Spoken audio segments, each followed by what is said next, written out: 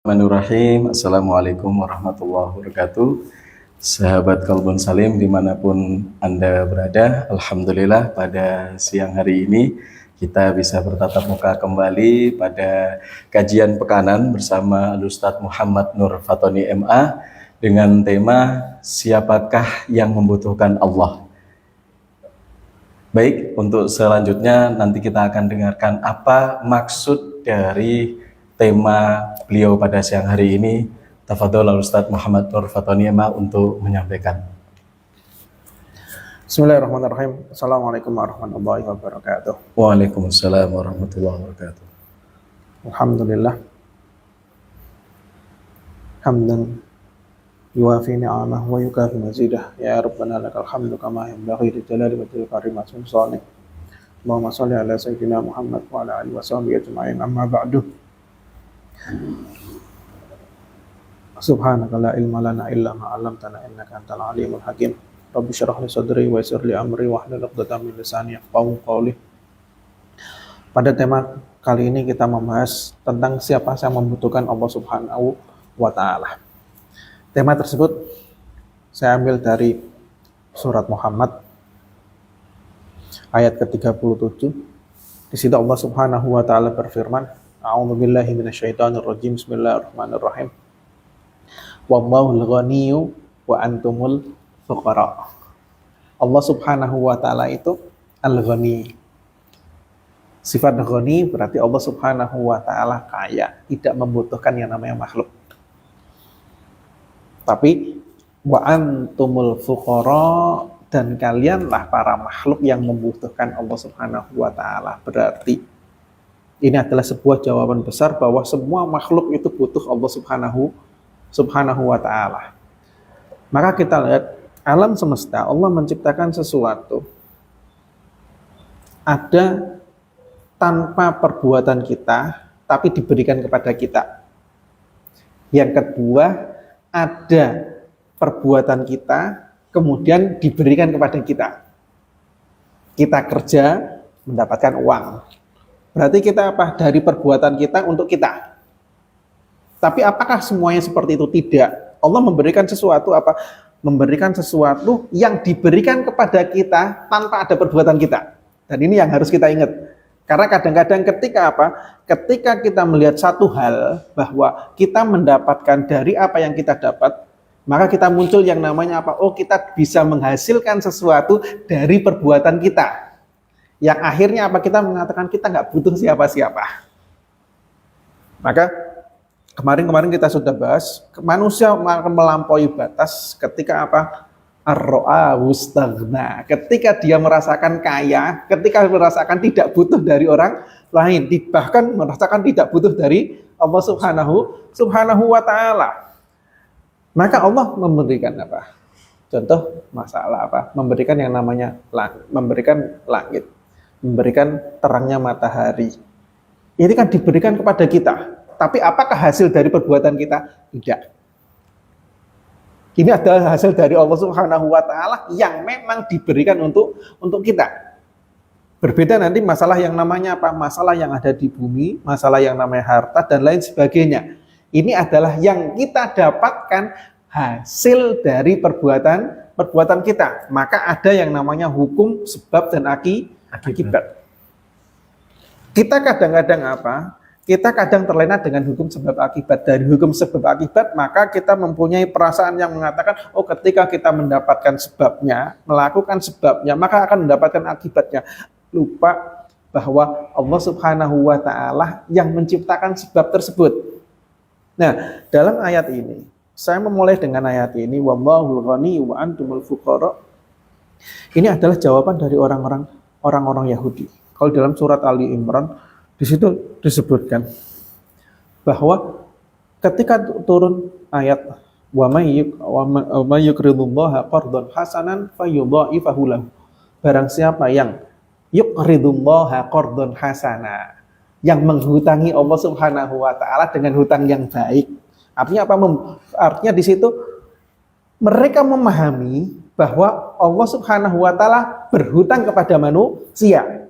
Maka mereka memakai logika dengan apa? Dengan logika manusia. Orang berhutang berarti orang membutuhkan. Maka Allah Subhanahu wa taala ketika memakai kalimat tersebut, mereka memahami bahwa Allah Subhanahu wa taala itu adalah fakir, membutuhkan karena memakai kata utang. Maka wanahnul aghnia, mereka mengatakan kita orang kaya. Tapi kalau kita lihat dijawab di dalam ayat ini dengan apa? Wallahul ghaniyyu wa antumul fuqara. Tapi lihat di dalam kalimat sebelumnya. Ha antum haula'i tud'auna litunfiqu fi sabilillah faminkum may yabkhalu wa may yabkhal fa innama yabkhalu an nafsi. Ayat ini tuh sebelumnya ada perintah untuk apa? Perintah untuk yang namanya infak. Berarti ketika infak berarti seakan-akan Allah membutuhkan yang namanya kita. Sebelumnya lagi, innamal hayatud dunya laibun walahbun. Kenapa kok didahulukan laib kemudian lahun? Laib itu adalah permainan. Biasanya yang namanya main-main itu biasanya yang melakukan adalah anak kecil. Dia masih Dia masih nggak punya akalnya, belum sempurna, maka dia akan menghabiskan waktu untuk bermain-main. Maka inilah dihitung dari apa? Dari fasenya di situ. Maka dalam ayat Al-Qur'an hampir semuanya dimulai dengan laibun dulu baru lahun. Kecuali ada surat Al-Ankabut dimulai dengan lahwun wa laibun. Karena ini berbicara tentang yang namanya fitnah. Tapi ayat yang lainnya dimulai dengan laibun wa lahu, dari masa-masa manusia. Masa ketika anak kecil suka yang namanya main. Ketika dia suka main, maka disitulah dia akan tujuannya adalah main-main di situ. Yang kedua ada yang namanya lahwun. Kapan dinamakan lahwun? Dinamakan lalai ketika ada sesuatu yang urgent, kemudian kita meninggalkan yang urgent ini dengan sesuatu yang tidak urgent. Maka dinamakan dengan lahwun. Maka di sini contoh, ketika ada perintah sholat, zakat, kemudian di sini kita lagi ini mementingkan nonton TV dan lain sebagainya. Maka di sini yang dinamakan dengan apa? Oh, ini namanya dengan lahwun. Ada sesuatu yang benar-benar urgent, tapi kita tinggalkan karena apa? Karena sesuatu yang urgentnya lebih rendah di sini. Maka itulah dinamakan dengan lahwun. Maka innamal hayatud dunya la'ibun wa lahwun. Maka di sini wa in tu'minu wa tattaqu yu'tikum ujurakum wa la yas'alkum amwalakum. Maka di sini akan berbicara tentang takwa, berbicara tentang iman, berbicara tentang takwa, dan berbicara tentang apa? Yang namanya harta. Maka lihat di sini Allah Subhanahu wa taala wala yas'alkum amwalakum. Saya enggak berbicara tentang iman dan tentang takwa. Kita sudah sering membahas di situ. Tapi berbicara wala yas'alkum amwalakum. Tidak meminta harta kepada kalian. Loh, di sini Allah Subhanahu wa taala menisbahkan harta, kepemilikan harta kepada kalian. Bukankah walillahi ma fis samawati wa ma fil ard? Semuanya kepunyaan Allah. Yang namanya yang di langit, di bumi adalah kepunyaan Allah Subhanahu wa taala. Berarti manusia pun kepunyaan Allah. Harta dari manusia kepunyaan Allah. Tapi kenapa di sini wala yas'alkum amwalakum? Berarti sebenarnya Allah nggak perlu minta kan? Ya. Bukan punya dia. Lu punya dia, kenapa dia harus minta? Nah, sama seperti halnya kalau kita orang tua, kita ngasih harta kepada anak kita ini untuk jajan.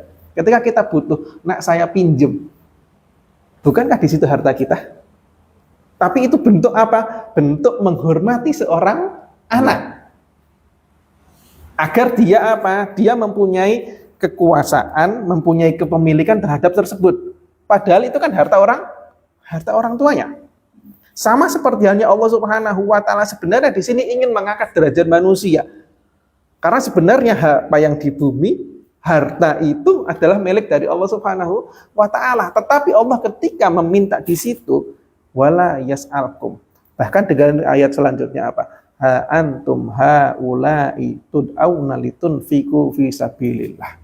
Bahkan di dalam ayat yang lain wa may yuqridullaha qardun hasanah. Loh, itu punya Allah, kok Allah minta utang. Berarti kan nggak perlu utang.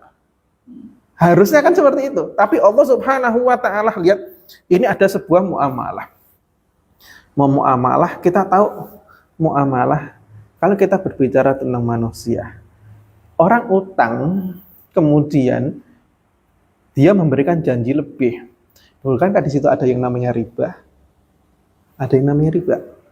Tapi lihat bagaimana Allah Subhanahu wa taala ketika minjem di situ, bukankah akan menjanjikan dengan memberikan yang kelebihan? Bukankah di situ berarti Allah bermuamalah dengan riba?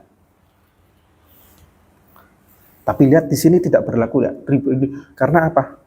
Lihat yang namanya Allah ketika wa may yuqridullaha qardan hasanan fayudha'ifahu. Barang siapa yang ngutangi kepada Allah, janji Allah akan diberikan dilipat gandakan. Berarti gini kan, utang segini diberikan sesuatu yang lebih. Bukankah kalau dengan manusia di sini, tapi tidak berlaku dengan Allah Subhanahu wa taala.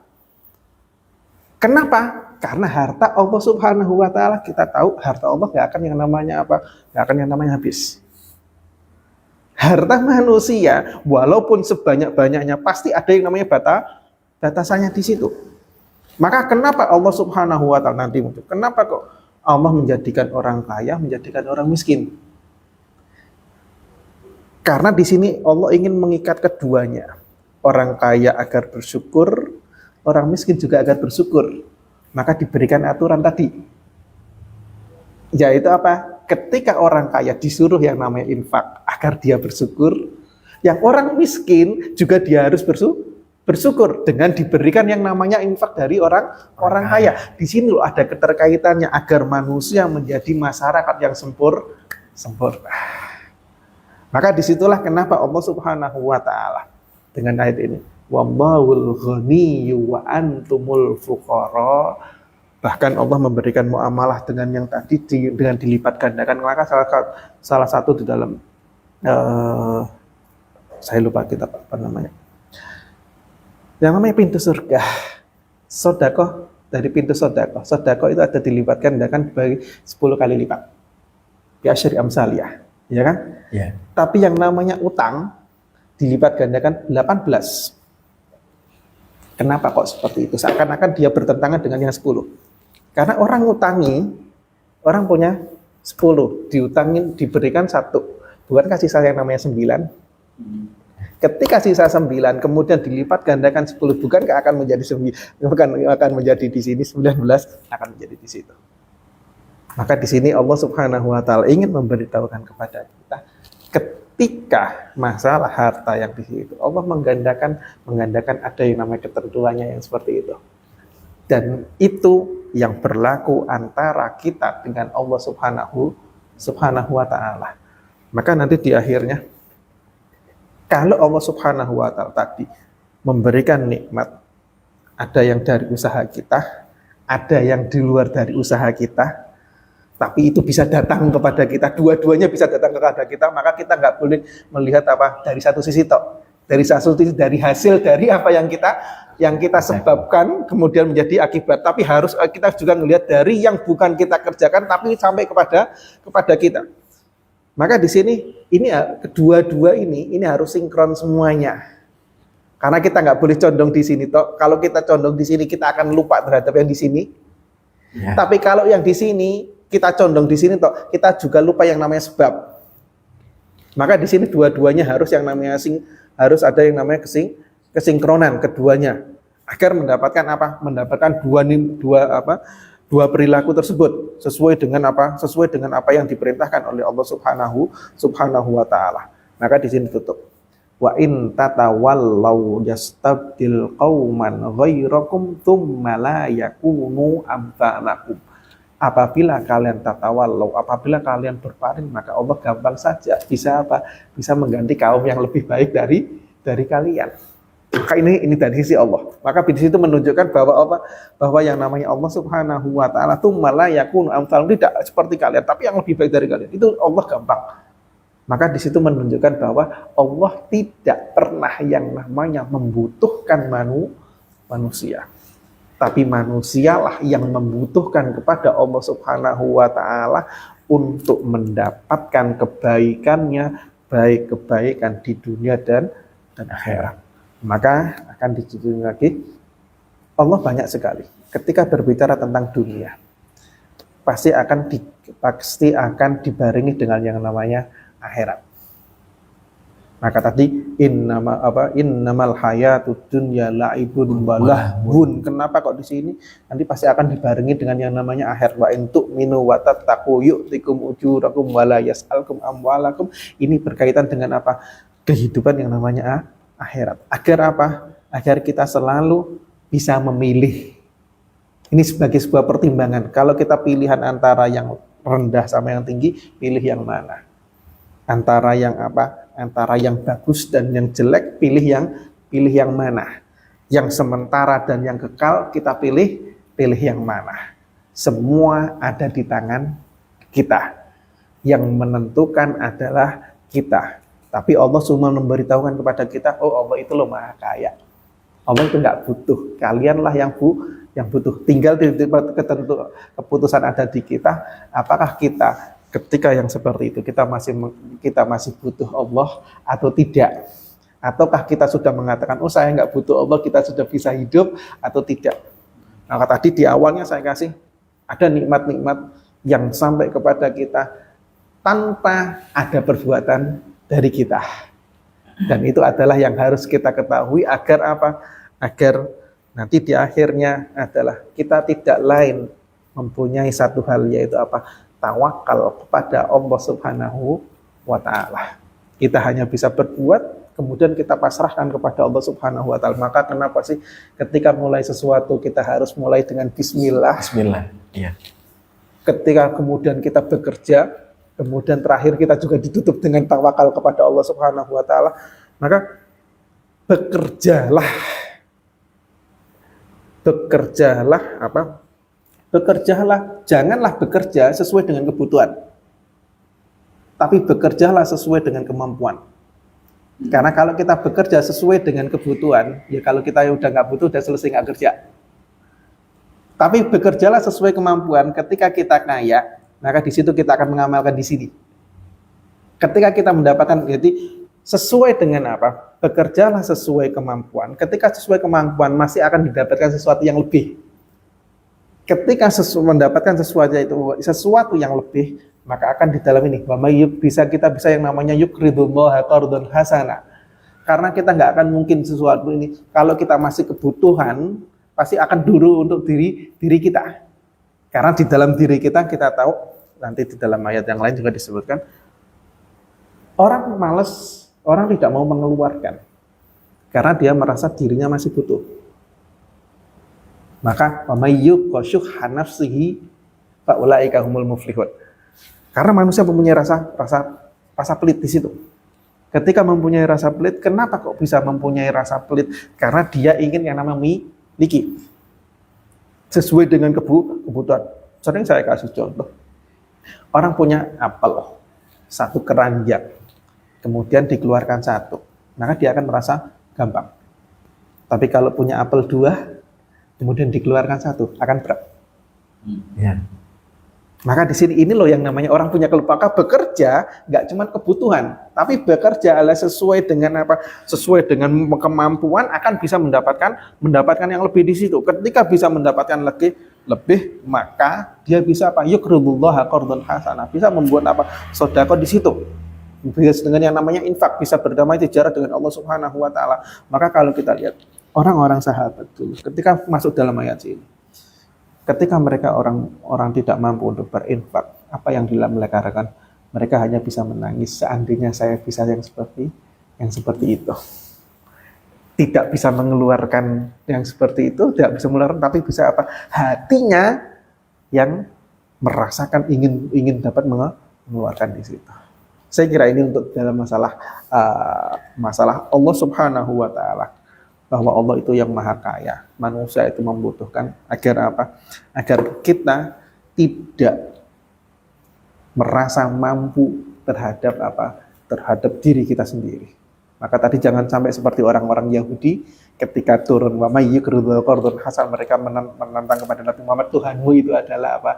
Tuhanmu itu adalah fakir, Tuhanmu itu adalah fakir, dan apa? Dan kita adalah orang-orang yang kaya. Karena melihat dari ayat ayat di situ karena pemahaman bahwa yang namanya orang utang itu adalah orang yang membutuhkan. Padahal Allah Subhanahu wa taala tidak membutuhkan, tetapi Allah memberikan seperti itu sebenarnya ingin memberikan penghormatan kepada manusia agar manusia mendapatkan sesuatu yang lebih. Karena tidak lain di situ Allah akan akan mengikat antara manusia yang kaya dengan yang miskin dengan diikat diikat dengan harta, diikat dengan yang namanya keimanan. Agar dua-duanya bisa bersyukur, ini bersyukur dan ini bersyukur. Tidak karena kebutuhan dari Allah Subhanahu wa taala. Maka suatu logika yang salah adalah ketika orang meminta sesuatu berarti dia membutuhkan. Jawabannya tidak. Maka ini hati-hati dengan logika yang seperti itu. Karena kadang-kadang kita punya logika ketika orang meminta berarti dia butuh. Tidak. Contoh dalam manusia saja ketika dokter memerintahkan pasien untuk menebus obat, maka dokter tidak membutuhkan obat di situ. Itu dari sisi manusia, apalagi dari sisi Allah, dari sisi Tuhan dengan manusia. Kalau dari sisi manusia saja, logika yang seperti itu logika yang cacat, apalagi itu dibandingkan dengan Allah Subhanahu wa taala, dengan Tuhan kita yang memang tidak membutuhkan manusia. Saya kira gini-gini. Mungkin ada pertanyaan dari teman-teman. Ada dari Ustaz Zainul mungkin ada ini. Ya. Barangkali dari Ustaz Ihsan Irfan. Ada salah satu beberapa waktu lalu bahwa ada pernyataan begini, jangan sampai mengamalkan amalan akhirat tapi untuk meraih dunia. Gimana menurut antum itu? Sebenarnya kalau secara mengamalkan amalan akhirat untuk dunia, sekarang kita tahu Allah Subhanahu wa taala ketika memberikan sesuatu bukan nggak akan memberikan secara dunia dan akhirat. Dan itu sudah janji Allah Subhanahu wa taala. Memang kita akan berbicara nanti, apakah yang namanya ikhlas benar-benar harus dari Allah tanpa ada yang namanya permintaan kita seperti itu? Akan sama seperti itu. Sama seperti kita beribadah untuk apa? Untuk mendapatkan surga. Berarti kita nggak ikhlas. Karena akan sama yang seperti itu. Ada pendapat seperti itu. Maka sebenarnya itu nanti di dalam derajat. Maka akan berbeda derajat-derajatnya yang seperti apa. Tapi Allah Subhanahu wa taala ketika memberikan janji, apakah boleh kita menagihnya? Boleh-boleh saja. Maka ketika seumpama dalam orang pengen dilipat gandakan hartanya. Ya sedekah untuk melipat gandakan. Ya disitulah sebenarnya apakah boleh saja karena di situ adalah janji Allah Subhanahu wa taala ingin dilipat gandakan dalam hal apa? Biarpun itu di dunia atau di akhirat. Maka mayan kusumalun bisedekah atau la yan kusumalun bisedekah yang namanya harta tidak akan berkurang daripada sedekah. Baik itu kita lihat. Maka akan ada yang diberikan di dunia dan ada yang diberikan di akhirat di situ. Dan sebenarnya apakah boleh yang seperti itu? Sebenarnya nggak ada masalah. Tapi di situ nanti akan di dalam keyakinannya apakah yang dinamakan ini berkaitan dengan yang namanya ikhlas. Apakah ikhlas itu benar-benar semuanya karena Allah Subhanahu wa taala tanpa ada yang namanya imbalan? Apakah ketika kita minta imbalan kepada Allah Subhanahu wa taala sudah menghilangkan yang namanya keikhlasan di situ? Akan permasalahan akan di situ. Padahal kalau kita lihat Allah itu kan sudah memberikan janji-janji yang seperti itu. Dan kita juga punya hak untuk apa? Untuk meminta dari janji Allah Subhanahu wa taala. Maka ba'dallahi haq la yukhliful mi'ad. Bahwa yang namanya janji Allah itu benar dan Allah Subhanahu wa taala tidak akan yang namanya apa? Tidak akan yang namanya mengingkari janji tersebut. Kalau kita minta, ya memang sekarang sudah dijanjikan di situ. Jadi kalau menurut saya tidak ada masalah, tidak ada salah. Nah, kalau kita mengatakan, ya Allah, saya berdoa ini, tapi saya minta seperti ini, nggak ada masalah. Kita meminta kepada Allah Subhanahu wa taala, tapi tetap nanti mungkin kalau kita tidak minta, maka sebenarnya doa nanti akan ada dua. Allah Subhanahu wa taala ada namanya doa ul ibadah, ini berkaitan dengan doa. Ada doa ibadah, ada doa masalah. Kita sholat itu adalah doa. Tapi apakah kita minta? Tidak. Itu adalah doa sebuah ibadah. Tapi itu sebenarnya kita ingin. Yang kedua ada doa ul masalah, doa karena kita minta. Kita minta sesuatu. Tapi Allah Subhanahu wa taala tanpa kita minta pun sudah tahu kondisi kita.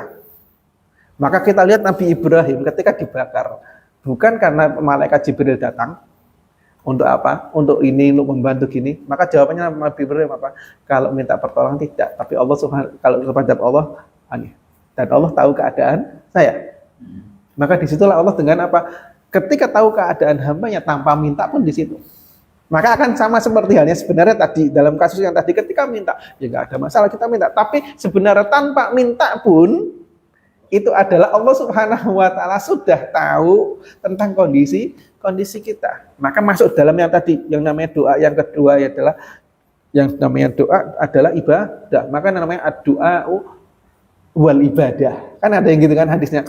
Ad-du'a, kalau ada yang mengatakan ad-du'a mukhul ibadah, maka di sini ada hadis apa? Walaupun nanti hadisnya ada pertentangan di dalam kekuatan hadisnya di situ, tapi doa wal ibadah. Doa itu adalah ibadah, walaupun kita tanpa meminta. Kita melakukan sholat, kita ini adalah ibadah, itu adalah doa kepada Allah Subhanahu wa taala. Maka sholat sendiri itu kalau ditanya, sholat itu apa? Sholat juga doa kan? Dalam artinya sholat itu adalah doa. Tapi doa bukan sebuah permintaan. Bukan dalam bentuk sebuah permintaan, tapi itu adalah sebuah ibadah kepada Allah Subhanahu wa taala. Kita menghadap Allah Subhanahu wa taala. Bahkan kalau kita sholat sendiri, kita masuk di sini sholat. Kita masuk sholat. Apakah Allah itu mengetahui kita hanya dalam keadaan sholat? Tidak. Ini bedanya kita menghadap presiden, menghadap raja dengan menghadap Allah Subhanahu wa taala. Kalau menghadap manusia nggak mengetahui keadaan kita kecuali kita menghadap. Tapi kalau kepada Tuhan nggak menghadap pun mereka Allah Subhanahu wa taala tahu. Maka kita harus sebelum menghadap, kita sebenarnya harus mempersiapkan yang sebelum-sebelumnya. Kadang-kadang karena apa? Karena kita sibuk dalam waktu menghadap harus yang gini, tapi yang sebelum-sebelumnya kita nggak ini kan. Maka tadi ketika presiden kita ke raja ini, ya kita pakaian bagus hanya ketika menghadap, setelahnya selesai. Tapi kalau menghadap kepada Allah Subhanahu wa taala, kita nggak menghadap ke Allah Subhanahu wa taala, tahu. Maka di situ harus ada persiapan walaupun apa sebelum menghadap, agar apa Allah tahu keadaan kita. Saya kira itu untuk jawaban. Terima kasih Ustadz Fatoni atas kajian pekanan pada siang hari ini dengan tema siapakah yang membutuhkan Allah. Mudah-mudahan kajian pada siang hari ini penuh manfaat untuk sahabat Qalbun Salim yang menyaksikan dari pertama hingga terakhir pelaksanaan ketika live ini. Terima kasih Ustadz Fatoni juga Ustadz Ivan yang hadir pada siang hari ini. Semoga Allah memudahkan langkah kami untuk menebar manfaat dari sisi apapun itu. Mari kita tutup dengan doa kafaratul majelis. Subhanakallahumma wa bihamdika asyhadu an la ilaha illa anta astaghfiruka wa atubu ilaik. Kurang lebihnya saya mohon maaf, sampai ketemu lagi di minggu yang akan datang, dan saya akhiri wassalamualaikum warahmatullahi wabarakatuh. Waalaikumsalam warahmatullahi wabarakatuh. Sudah. Santai kan materinya.